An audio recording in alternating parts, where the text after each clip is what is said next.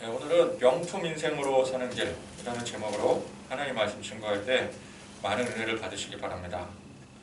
여러분, 거짓이 있다라고 하는 것은 그 거짓이라는 이면에 진실이 존재한다라는 것을 말해주는 것 아니겠습니까? 어둠이 있다라고 하는 것은 빛이 있다는 반증입니다. 빛이 있어야 어둠도 존재할 수가 있는 것이죠. 그런 것처럼 이 진실이라는 게 있으니까 이 거짓도 있는 것입니다. 명품이 있잖아요. 명품이 있으면은 반드시 짝퉁도 있습니다. 명품이 빛을 발하면 발할수록 짝퉁도 그만큼 성행하는 것이죠. 명품이라고 내놨는데 사람들이 명품으로 인정을 하지 않는다. 그러면 짝퉁도 나오지 않습니다. 그죠? 사람들이 명품으로 저는 진짜 명품이다. 저건 정말 갖고 싶다. 저건 진짜 제대로 된 제품이다. 그럴 때에 짝퉁도 그만큼 성행할 수가 있는 것입니다. 제가 예전에 백화점 명품관이라는 곳을 처음 구경 가봤을 때 제가 뭘 사려고 갔겠습니까? 제가 아는 지인이 뭘 한번 자기도 구경을 해보고 싶다 그래서 이 명품관이라는 곳을 처음으로 가본 적이 있었거든요. 근데 거기서 이제 제가 지갑을 봤는데 이게 명품인데 이 재봉선이 삐뚤삐뚤한 겁니다. 그 스티치가 막 일정한 간격으로 돼 있지 않고 뭔가 이렇게 되게 좀 어설프게 돼 있더라고요. 그래서 거기 이제 직원한테 아니 이게 명품인데 왜 이런 하자품을 갖다가 여기다가 내놨냐 물었더니 이게 하자품이 아니고 장인이 직접 한 땀 한 땀 술을 손으로 직접 꿰맸기 때문에 이 명품이라는 거는 그런 가치를 가지고 있는 거기 때문에 눈에 보이기에 그렇게 보일 수 있다. 다 똑같지 않다. 똑같지 않으니까 명품입니다. 손님 이러더라고요. 그래서 제가 이제 그런가 보다. 나중에 이제 시중에 보니까 그거랑 똑같이 생긴 짝퉁들이 많이 보이더라고요. 제가 이제 명품관에서 그걸 봤으니까 이 짝퉁도 보고 저게 짝퉁이구나 알 수 있지 않겠습니까? 근데 짝퉁을 보니까 짝퉁은 정말 자로 반듯하게 재단이 돼 있고 스티치도 아주 일정한 간격으로 잘 꿰매져 있습니다. 그래서 제 눈으로 보기에는 짝퉁이 더 진품 같았어요. 그러나 여러분, 짝퉁을 아무리 잘 만들어도 진품을 따라갈 수가 없습니다. 모양은 비슷하거나 오히려 더 좋을지 모르는데 성능이라든지 또 내구성이라든지 품질 모든 게 이 짝퉁은 한참 뒤떨어집니다. 어떤 사람들은 명품 그거 뭐 좋을 게 하나 없다. 그거 이름만 명품이지 그래서 품질도 떨어지고 그런다. 그러는 사람들이 있는데 그 명품을 안 써봐서 모르는 거예요. 진짜 명품은 품질 면에서 모든 게 다 한참 위입니다. 무엇보다도 제품 그 자체의 가치가 비교할 수가 없는 것이죠. 여러분, 이 세상도 마땅히 근원적인 진리가 있습니다. 이 근본적인 진리는 하나 아니겠습니까? 본질이 여러 가지일 수가 없습니다. 이 세상의 근원적인 진리에는 창조론과 진화론이 있다고 볼 수가 있는데 이 창조론과 진화론은 서로 상반된 논제입니다. 창조론은 한마디로 신이 존재한다고 하고 진화론에는 한마디로 말하자면 신은 존재하지 않는다. 이제 상반된 견해라고 하면 신의 유무를 따질 수가 있겠죠. 자, 신이 존재한다면 이 모든 이 천하 만물은 신의 창조물이 되는 것입니다. 그래서 창조론이죠. 그러니까 우리 인간도 신의 창조물입니다. 그러나 신이 존재하지 않는다, 절대자가 존재하지 않는다라고 한다면은 이 모든 만물은 어떻게 생겼겠습니까? 결국 우연히 생겼다라고 말할 수밖에 없는 것입니다. 이 생명도 우리 인간의 생명도 다 우연히 생긴 것입니다. 그런데 여러분, 이 두 가지가 다 진리일 수는 없습니다. 하나가 진리라면은 다른 하나는 거짓이 될 수밖에 없습니다. 또 하나가 거짓이라면 다른 하나가 진리가 될 수가 있겠죠. 자, 우리는 하나님의 창조를 진리로 믿습니다. 그렇죠? 그러니까 우리가 하나님의 창조를 진리로 믿고 있기 때문에 그 전제를 했을 때 그러면은 나머지 하나, 이 진화론은 거짓이 되는 것이죠. 그죠? 창조도 진리지만 진화론도 진리다. 이건 말이 안 되는 거예요. 신은 존재하지만 신은 존재하지 않는다. 이거 말이 안 되는 거잖아요. 신이 존재한다면은 신이 존재하지 않는다라는 주장은 거짓이 되는 거예요. 그런데 짝퉁이 진품보다 더 진품처럼 보이는 것처럼 이 짝퉁 진화론이 더 진리처럼 보인다라는 것입니다. 교과서에서도 진화론을 가르치지 창조론을 가르치지 않습니다. 교회 안 다니는 사람들 열이면 열 다 진화론을 주장합니다. 그러니까 둘 중 하나라 그러면은 10 중에 5은 교회를 다니지 않는다 하더라도 창조론을 지지할 수 있어야 되는데, 모든 사람들이, 교회를 다니지 않는 사람들은 다 진화론을 주장을 해요. 학계에서 좀 공부 꽤나 했다는 사람들도 전부 다 진화론을 주장합니다. 사람들은 진화론에는 확실한 증거가 있다고 주장을 합니다. 그러나 엄밀히 따지면은, 그렇게 따지면 창조론에도 분명한 증거가 있습니다. 그런데 사람들은 진화론의 증거는 믿으면서 창조론의 증거는 믿지 않습니다. 제가 이상하게 생각하는 점은 뭐냐면은, 자, 여러분도 한번 생각을 해보세요. 자, 진화론이 만약에 맞아요. 그러면 우리 삶에 유익이 있습니까? 우리가 진화가 됐대요. 모든 만물은 우연에서부터 진화를 거쳐서 지금의 이 상태에 이르게 되었대요. 그게 사실이라고 한다면 그거 사실이라는 것을 우리가 받아들임으로 인해서 얻을 수 있는 유익이 있습니까? 없습니까? 아무것도 없어요. 그냥 사는 거예요. 진화론이 맞는다고 우리 인생 달라지는 게 없습니다. 진화론을 믿으면 죽을 거 안 죽습니까? 고통당할 거 고통 안 당할 수 있습니까? 우리가 막 더 고등한 생물로 진화가 되기 때문에 그거 기다리면 됩니까? 진화론에 의하면은 그거는 한두 해 가지고 되는 일이 아니에요. 그러니까 우리가 바랄 게 없습니다. 아무것도 유익이 없어요. 또 그렇다면 진화론을 부정했을 때, 부정했는데 진화론이 맞아요. 그렇다고 해서 불이익이 생깁니까? 그런 거 하나도 없어요. 안 믿는다고 뭐가 어떻게 달라지는 게 없습니다. 이 진화론이라는 것은 믿건 안 믿건 나중에 죽는 건 다 똑같아요. 그리고 진화론이 사실이라고 한다면 죽으면 다 무로 돌아가는 것입니다. 진화론을 믿고 열렬히 주장하는 사람들은 죽은 다음에 뭐 다른 게 생기는 게 아니라, 진화론을 믿건 안 믿건 그게 사실이라면 모든 사람들은 다 그냥 죽는 거예요. 똑같이 죽는 거예요. 자, 그러나 창조론이 맞다라고 한다면은 창조론을 안 믿는 사람들은 큰일 납니다. 그죠? 이 창조론에서는 영원한 생명을 주장을 하는데, 이 창조론을 믿어서 하나님 안에 있는 사람만이 그 혜택을 얻을 수 있기 때문에 그래요.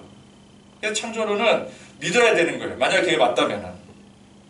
그래서 서로가 각자 맞는다라는 가정하에 진화론은 안 믿어도 손해가 없지만 창조론을 안 믿으면은 이 손해가 이만저만이 아닌 겁니다.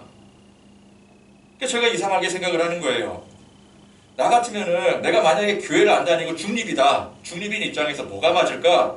그랬을 때 진화론은 이거 안 믿어도 손해가 하나도 없는데, 믿어도 뭐 유익이 없는데, 이 창조론은 만약에 이게 맞으면 안 믿으면 큰일 나는 거잖아요. 믿어야 되는 거잖아요. 그러면 기왕에 둘 중 하나 선택해야지. 중립이 어디 있어요, 그죠? 둘 중에 하나는 진리인데, 둘 중 하나 믿을 거면은 나 같으면 창조론을 믿고 지지를 하겠다, 그죠? 저는 이제 그렇게 생각을 하는데, 그렇게 생각하지 않는 사람이 있을 수도 있죠. 그러면 반반은 돼야 되지 않겠습니까? 제 상식적으로는 야, 그래도 둘 중에 하나 선택하려면은 리스크가 큰 것에 대해서 좀 대책을 강구해야 되지 않겠는가. 저는 그렇게 생각을 하지만, 또 그렇게 생각하지 않은 사람이 있다면은, 이게 뭐 50대 50이라고 치면은 교회를 안 다니고 예수를 안 믿는 사람들 중에서도 창조론을 지지하는 사람들이 꽤 많아야 된다는 것이죠. 제가 이상하게 생각하는 점은, 교회를 안 다니는 사람들은 전부가 다 진화론을 지지한다는 거예요. 리스크가 굉장히 큰데도 불구하고 그 생각을 안 한다는 것입니다. 이상하게도 사람들은 창조론은 절대 맞을 리가 없다고 찰떡같이 믿고 사는 것 같습니다. 제가 볼 때 이게 참 대단한 신앙이에요. 저는 창조론을 안 믿는 사람이 더 대단한 믿음이라고 생각을 합니다. 그냥 상식적으로 생각해도 이거 창조론은 만약에 맞는데 이거 안 믿으면 이거 큰일 나는 거고, 진화론은 맞아도 그거 안 믿어도 상관이 없는 건데, 그럼 당연히 창조론을 지지할 것 같은데, 사람들은 다들 창조론은 절대 맞지 않는다고 생각을 하고 진화론을 지지한단 말이에요. 이거는 우리가 하나님을 믿는 믿음보다 더한 믿음이라고 저는 생각을 해요. 그러니까 세상에는 절대 신이라는 것은 존재하지 않고 모든 것은 다 우연히 저절로 생겨났다.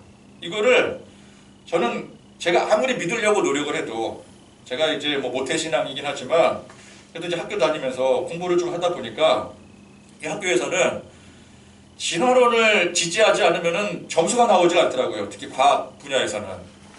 그러니까 저도 어떻게든 이제 학교 공부 좀 따라가 보려고 나도 한번 어떻게든 한번 이 진화론 애들이 믿는 거 나도 한번 믿어보겠다. 믿고 나서 공부하는 게 더 낫지. 안 믿는데 그거 막 억지로 믿는 척하고 공부하는 건 참 짜증나는 일이거든요. 그래서 나도 좀 잠깐 교회 좀 배신하고 나도 진화론 한번 믿어보자. 아무리 믿으려고 노력을 해도 안 믿어지는 거야. 안 믿어지는 거. 내가 믿음이 부족해서. 그게 안 믿어지더라고요. 저는 믿음이 부족해서 이 진화론을 믿지를 못하겠습니다. 자, 그리스도의 복음에도 짝퉁이 존재를 하죠. 왜? 복음이 진리이기 때문에 그렇습니다. 수많은 이단 사이비들이 역사 이래로 무수히 쏟아져 나왔습니다. 오늘 말씀에도 보니까 드다라는 사람이 나왔고요. 또 갈릴리 유다라는 그 사이비 교주들이 나왔습니다. 요즘에 또 얼마나 많습니까? 교회 이름으로 십자가 걸고 진리를 흉내내는 짝퉁들이 뭐 나열하기도 힘들 정도로 너무나도 많습니다. 그런데 어찌나 이 짝퉁들이 진품처럼 감쪽같이 우리를 속이는지 수많은 사람들이 여기에 또 열성적으로 따른다라는 것이죠. 그래서 많은 이단들이 대부분 그 세력이 거대합니다. 세상을 주름잡을 정도가 됩니다. 왜? 짝퉁인데 명품보다 더 명품처럼 보이기 때문에. 자, 오늘 말씀에 유대 지도자들은 예수의 도를 전파하는 무리들을 경계했습니다. 그런데 그들이 경계하는 기준은 진리가 아니었습니다. 원래 이 유대 지도자들이 하나님 믿는 사람들 아니겠습니까? 그러면 마땅히 그들의 모든 생각하고 판단하는 기준이 진리가 되어야 됩니다. 자기들이 하나님 말씀 믿고 있으니까 하나님 말씀이 진리가 되어야 되죠. 그런데 사실상 이들의 기준은 하나님의 말씀이 아니었어요. 진리가 아니었습니다. 세상 욕망이었습니다. 그러니까 겉으로는 하나님 믿고 잘 섬기는 것 같이 보이지만 사실은 세상 욕망에 사로잡혀서 세상을 섬기는 가짜들이었습니다. 그래서 그들은 예수님의 이 십자가 도가 이게 진리인지 아닌지에는 관심이 없었습니다. 진리이건 아니건 자기들이 현재 취하고 있는 이 세상 욕망에 방해가 된다면 다 필요 없는 거예요. 이거는 그냥 생각이 없는 겁니다. 제가 앞서 세상 사람들 참 이상하다라고 얘기했지 않았습니까? 이 창조론이 이게 만약에 사실이라면 어떻게 하려고 대책 없이 무조건 부정만 하는가. 그런데 오늘 이 유대 지도자들도 똑같은 사람들입니다. 예수님의 이 십자가의 도가, 자기들이 그렇게 핍박하는 이 예수님의 십자가의 도가 이게 만약에 진짜라면은 어쩌려고 이렇게 막무가내로 부정하고 핍박만 하고 있는지. 그런데 이 참 진리를 부정할 만큼 가짜가 더 진짜처럼 보이는 것입니다. 이 세상 욕망이 그리스도의 복음보다 더 크게 보이는 거예요. 이 악한 마귀의 관계가 다른 게 아닙니다. 짝퉁을 명품처럼 보이게 우리를 현혹시키는 거예요.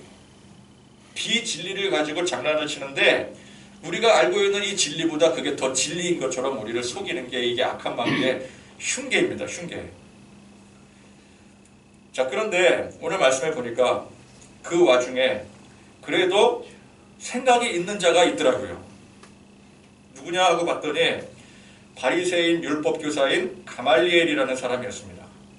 자, 가말리엘. 여러분, 이 가말리엘이라는 분 어디서 이름 많이 들어보시지 않았습니까?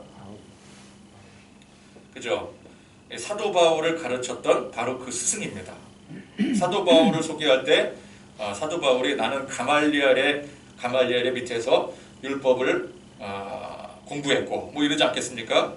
바로 그 바울을 가르쳤던 스승이 이 가말리엘이에요.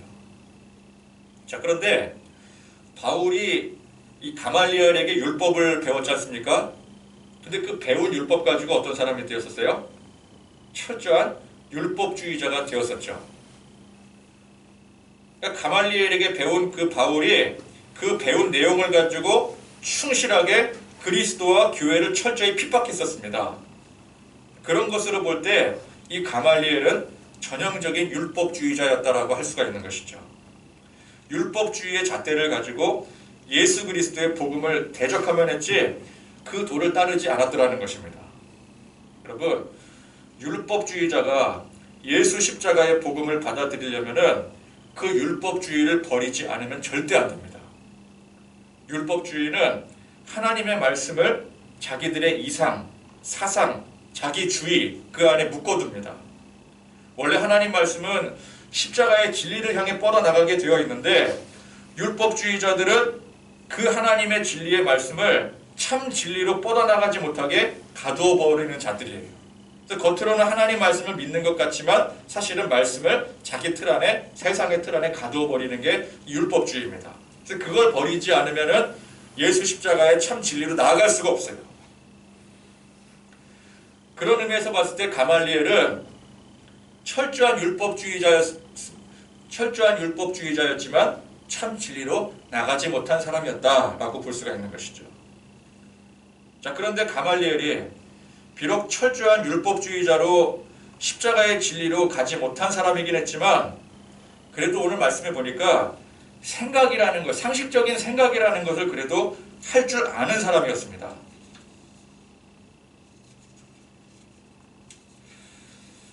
사도들이 오늘 이제 잡혀왔는데도 불구하고 굴복하지 않고 우리는 그럼에도 불구하고 이 그리스도의 복음을 전하겠노라 그렇게 항변했을 때 유대 지도자들이 그 말을 듣고 분노를 했습니다. 당장 뭐 민심이고 뭐고 이들을 죽여버리려고까지 했었어요. 그런데 이때 이 가말리엘이 그들을 중재를 합니다. 자, 이제 사도들을 일단 좀 다른 데로 보내고 다른 방으로 보내놓고 야, 우리가 이렇게 감정에 치우치면 안 된다. 판단 잘해야 된다. 심사숙고하자. 가말리엘이 중재를 합니다. 근데 가말리엘의 생각에 자, 저 예수의 도를 전하는 무리들이 저들이 우리가 지금 주장하는 대로 가짜라고 한다면 1절에도 보니까 뭐 드다나 유다의 경우처럼 그 사람들 일어났다가 자기들 스스로 망하지 않았느냐 그렇게 생각을 하는 거예요. 여러분 그렇습니다. 가짜가 아무리 진짜처럼 보여도 그게 가짜인 이상 반드시 무너지게 되어 있습니다. 역사상 일어난 수많은 이단 사이비들을 보십시오. 당장 일어났을 때는 세상을 집어삼킬 정도로 그렇게 강력해 보였어도 이가 시간이 지나면 저절로 망하고 사라지게 되는 거예요.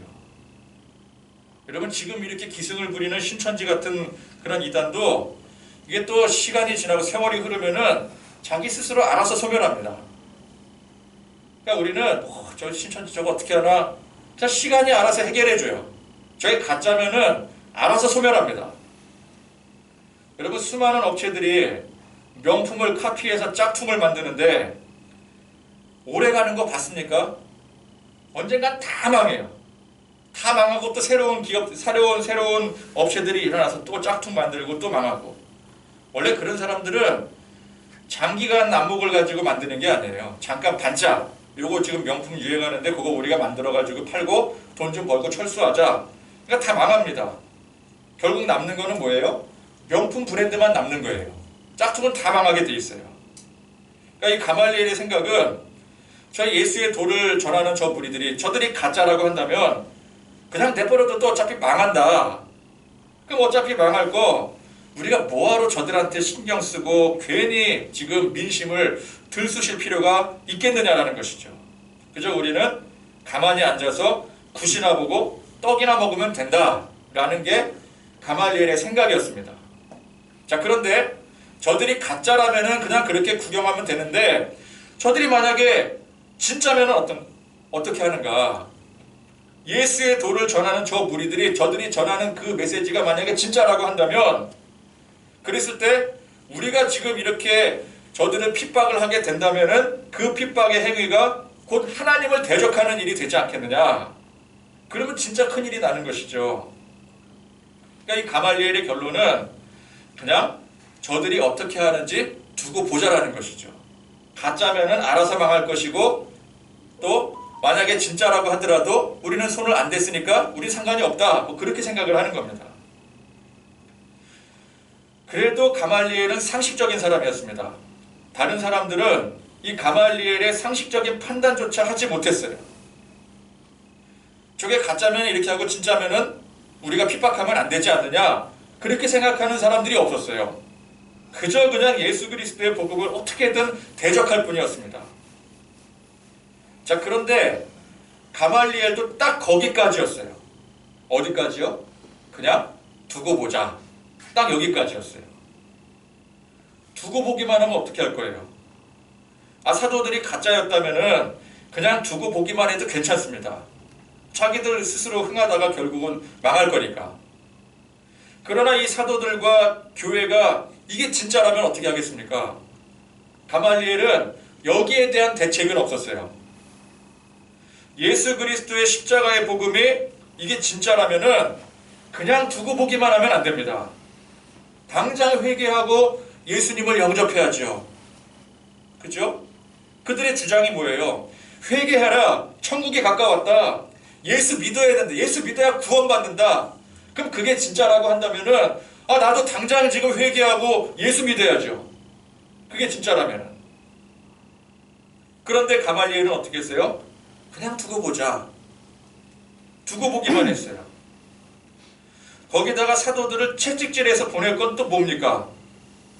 그러니까 상식적인 판단을 해서 야, 그들이 주장하는 게 사실일지도 모른다 라고 생각했으면은 거기에 대한 어떤 대책을 강구를 해야 되는데 그냥 거기까지 생각을 했으면서도 그는 여전히 자신의 권위에 머물러 있던 거예요. 채찍질을 한다는 게 뭐예요? 이 채찍질이 권위의 상징 아니겠습니까? 우리의 권위로 너희들을 억압할 수 있다. 그 의미 아니겠습니까? 여러분, 복음을 받아들이지 않으면 그냥 두고 보는 것이나 적극적으로 핍박하는 것이나 사실은 똑같은 겁니다.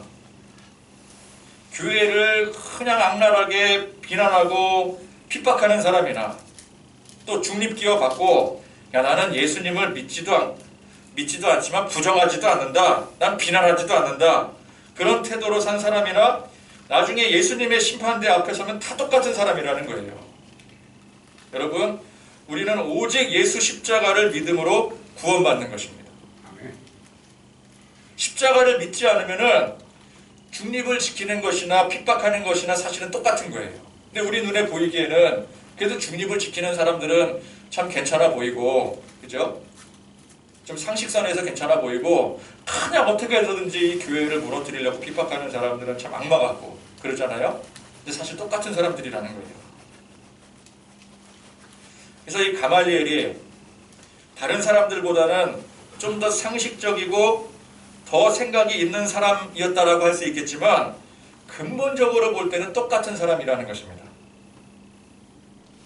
그리스도의 복음이 맞을 수도 있지 않는가 라고 생각했으면 거기에서 그치면 안 됩니다.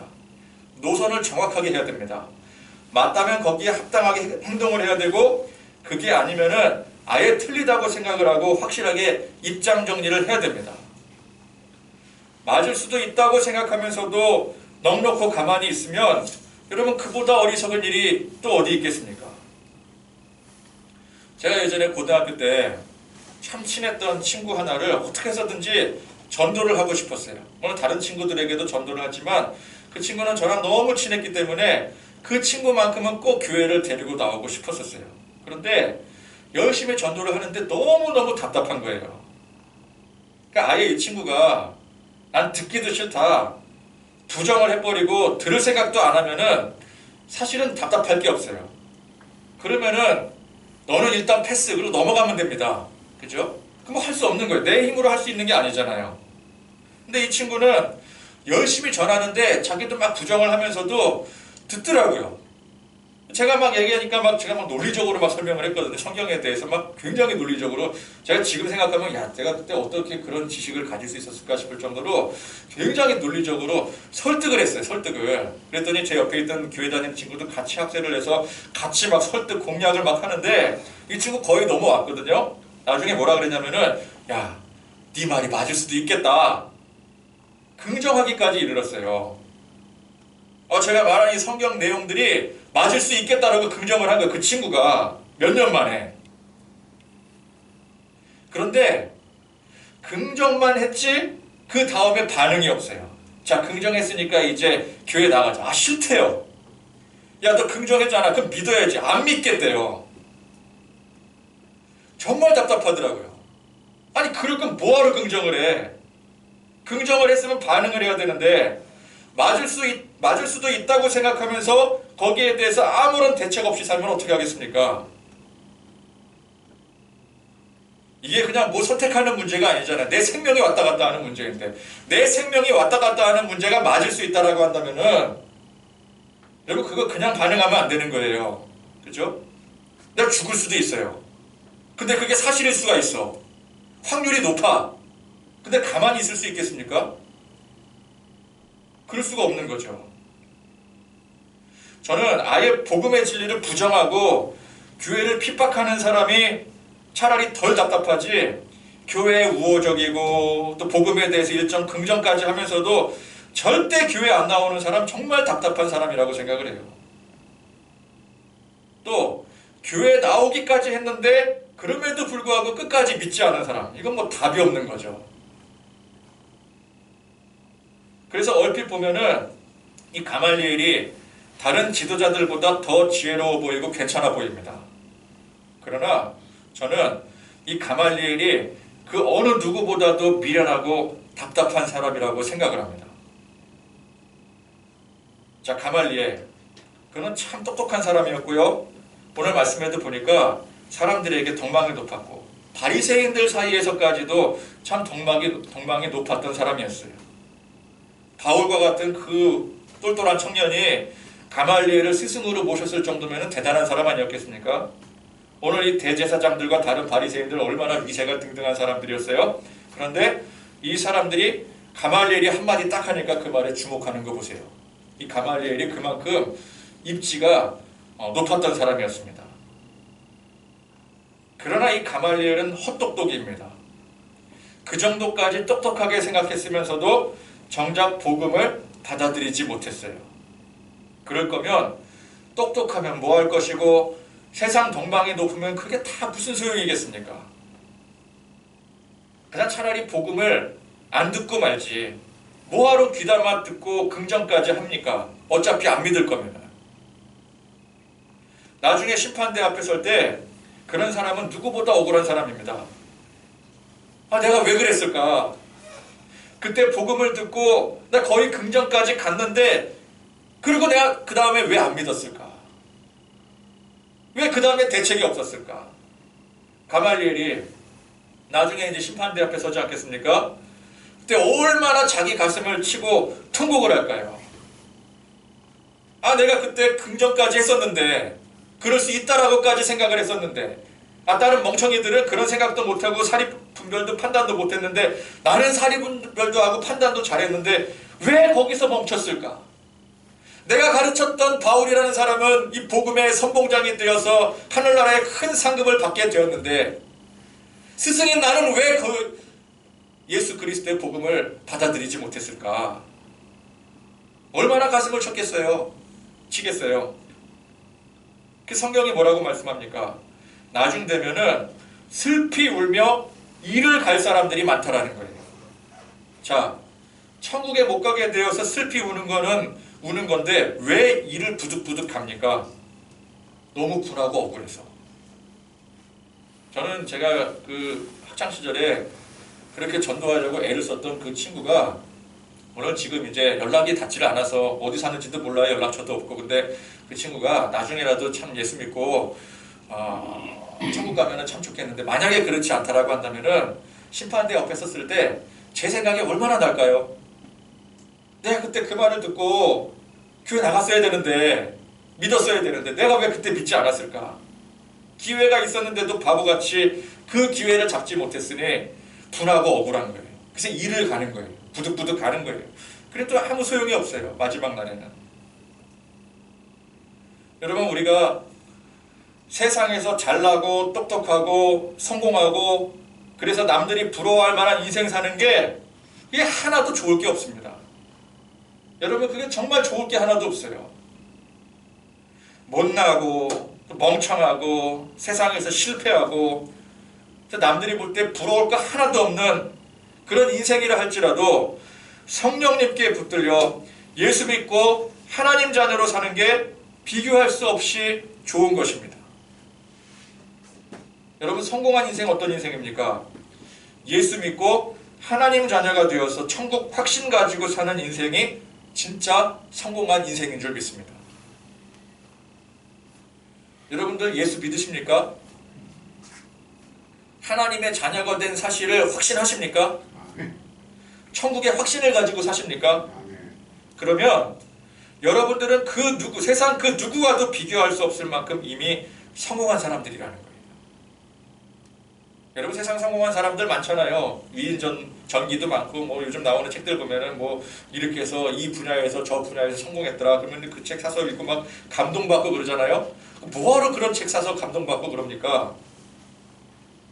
내가 이미 성공한 사람인데 서점에 소개되어 있는 수많은 사람들, 그 위인 열전들, 그런 사람들과 비교했을 때 하나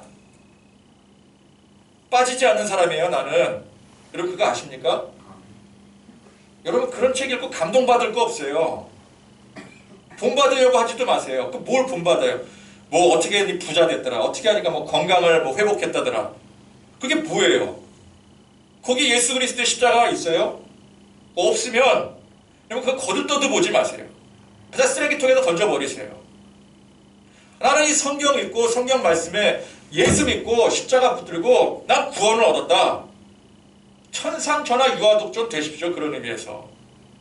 누굴 부러워합니까? 그럼 빌 게이츠가 부럽습니까?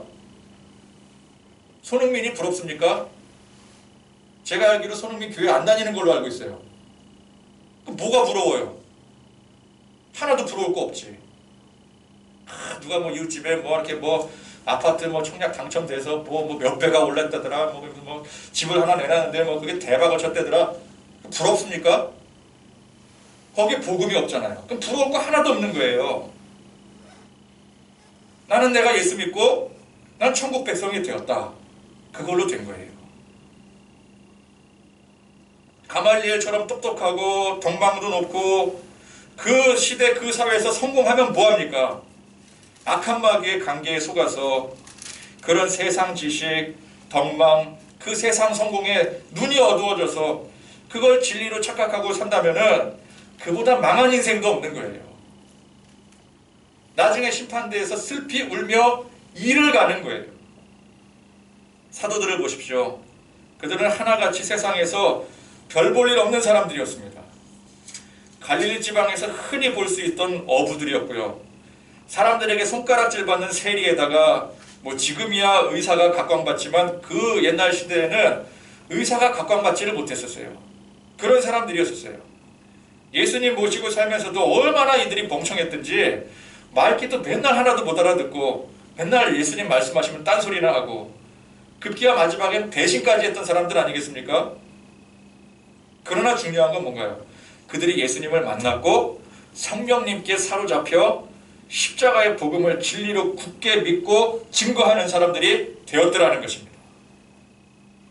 오늘 보니까 예수님의 이름을 위하여 능력받는 일에 오히려 기뻐하며 감사하며 사는 사람들이었더라는 거예요. 여러분 이 사람들이 진짜 명품 인생입니다. 이게 진짜예요. 명품 제가 아까 뭐라 그랬어요? 겉으로 보기에는 이 재봉선이 삐뚤삐뚤해 보여요. 사람이 손으로 직접 잘랐기 때문에 삐뚤삐뚤할 수밖에 없어요. 롤스로이스라는 차 아십니까? 그 차에 신기한 옵션이 하나 있는데 옆 테두리에다가 줄을 이렇게 싹 거요. 차 옆 테두리에다가. 그거 하나 추가하는데 몇 천만 원이래요. 근데 그거 어떻게 만드는 줄 아십니까? 전 세계에 딱 한 명 있는 그 붓 그리는 장인, 롤스로이스에 있는 장인이 직접 손으로 그린대요. 자기가 직접. 기계로 그리는 것보다 더 정교하겠습니까? 기계로 그리는 게 더 정교하겠습니까? 그 사람이 그리는 게 더 정교할까요? 그 기계가 그리는 게 더 정교할까요? 기계가 당연히 정교하죠. 아무리 사람이 손재주가 좋아도 이게 정확하게 보면 이게 삐뚤삐뚤 할 거예요. 실제로 그래요. 그런데 그 옵션 넣는 게 수천만 원이래요. 장인의 손길이라는 거죠. 장인의 손길. 이해는 잘 안 되지만 그런 거라는 거예요. 그러니까 명품이라는 거는 우리 눈에 보이기에는 참 이상해 보여. 아, 저게 무슨 명품이야? 도자기도 보면은 그 명품 도자기 진짜 뭐 이렇게 뭐 조선시대 이조백자라든지 고려청자 그런 거 정확하게 자료 재보면은 틀린 거 많아요. 수치상으로. 근데 공장에서 찍어 나오는 중국 공장에서 찍어 나오는 도자기도 얼마나 정확합니까? 근데 그런 건 명품 취급을 받을 수가 없어요. 겉으로 보기에는 명품이 더 허접해 보일 수가 있어요. 우리 인생도 마찬가지 아니겠습니까? 겉으로 보기에는 실패 많고 흠투성이에요. 허점투성이에요. 그러나 명품 장인 되시는 예수님께서 한 땀 한 땀 직접 만드신 작품들이라는 것입니다. 여러분, 우리는 어떤 인생이 되기를 원하십니까? 우리 눈에 보이기에 좋아 보이는, 진짜보다 더 진짜처럼 보이는 그런 인생 되고 싶으십니까? 중국 공장에서 대량 생산 기계로 일제히 그냥 일렬로 박으면은 훌륭해 보여요. 그러나 그건 가짜입니다. 짝퉁입니다. 비록 삐뚤삐뚤 보여도 예수님의 손으로 한 땀 한 땀 수놓아 만든 그런 명품 인생 되기를 소망합니다. 이 명품 인생이 우리가 노력한다고 되는 게 아니에요. 오로지 장인의 손길로 되는 것입니다. 장인이 가죽을 수차례 무두질하고 손수 재단하고 꿰매서 만들어지는 거예요. 무두질 당하고 재단으로 잘려나가고 커다란 바늘로 꿰매어질 때는 아프고 괴롭겠죠. 세상 온갖 고난과 핍박이 몰아칠 때가 많습니다. 사도들을 보십시오. 지금 사도행전 5장까지 진행하는 데 있어서 거의 매 장마다 핍박입니다. 그들은 세상 성공과는 거리가 멀었습니다. 유대 지도자들이나 가말리엘 같은 사람들의 눈부신 삶과는 비교가 불가능할 정도로 고난의 삶을 살았던 사람들이었어요. 그러나 그런 혼란과 핍박의 과정을 거쳐서 그들은 진정 명품으로 탄생할 수가 있었습니다. 강도 높은 단련의 과정을 거쳐야 비로소 높은 수준의 강철을 얻어낼 수 있는 것처럼 고된 과정을 거쳐야 비로소 명품이 탄생이 되는 것입니다. 짝퉁은 그런 과정이 없죠. 그죠? 그냥 대량 생산하는 거니까. 그래서 그 진정한 가치는 짝퉁과는 비교가 불허가 되는 거예요. 할 수가 없는 거예요. 여러분, 세상은 가짜가 더 진짜처럼 보이기 때문에 가짜가 진짜를 핍박을 합니다. 우리가 아무리 진리의 복음을 전파해도 사람들은 도통 이 진리를 받아들이질 않습니다. 아예 귀를 막거나 듣더라도 뺀질거리면서 요리조리 빠져나갑니다. 그럴 때 우리는 좌절하고 절망할 게 아니라, 야, 그만큼 이 십자가 복음의 진리가 이게 참된 진리가 맞구나 라고 생각을 해야 됩니다. 단련의 과정이 험하면 험할수록, 야, 이게 명품이 되어가는 과정이구나, 그렇게 생각을 해야 됩니다. 여러분, 우리 각자 인생의 고난을 통해서 참 진리의 진리됨을 발견하고 그만큼 하나님께서 나를 명품으로 더 크게 쓰시려고 이 연단의 과정을 허락하시는구나, 그렇게 생각을 하고 감사하셔야 됩니다. 가말리엘 같이 똑똑한 사람도 복음을 못 받아들이는데 나는 내 안에 성령님께서 이렇게 십자가 복음 안에 살게 하시니 항상 감사하는 사람들이 되시기를 바랍니다. 이 큰 축복을 받았으니 오늘 이 사도들처럼 어떠한 핍박 속에서도 당당히 복음 증거하는 그런 사람들이 되시기를 다시금 결단하시기를 바랍니다. 세상 좋아 보이는 짝퉁 인생이 아니라 하나님 앞에 좋아 보이는 명품 인생이 되고자 결단하고 기도하는 그런 저와 여러분들 되시기를 간절히 축원드립니다. 아멘.